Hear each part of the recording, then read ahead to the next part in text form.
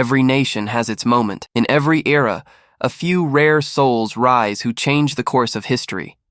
And from the soil of Africa emerged such a man, a soldier, a people's leader, a revolutionary voice. His name is Ibrahim Traoré. Ibrahim Traoré was born in 1988 in a small village in Burkina Faso.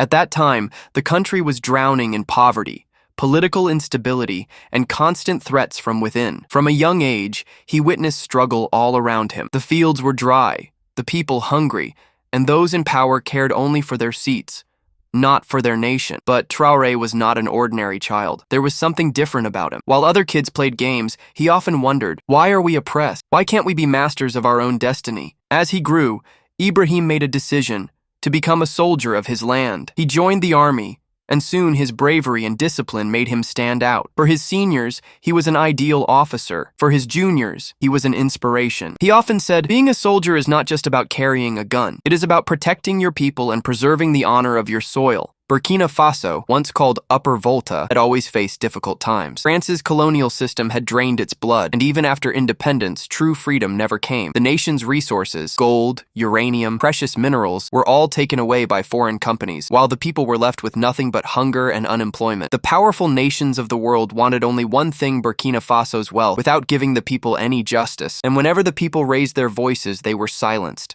It was in these conditions that Ibrahim Traoré rose. In 2022, when chaos had engulfed the country, people began to demand change. And at just 34 years of age, Ibrahim showed the courage that older politicians lacked. One day, he declared to his people, "We cannot live in chains any longer. We will give our land back its rights, even if the whole world stands against us." With that spirit, he took charge of his nation. Today, he is the youngest leader in the world, fighting for the dignity of his people. For Ibrahim Traoré, politics is not about power.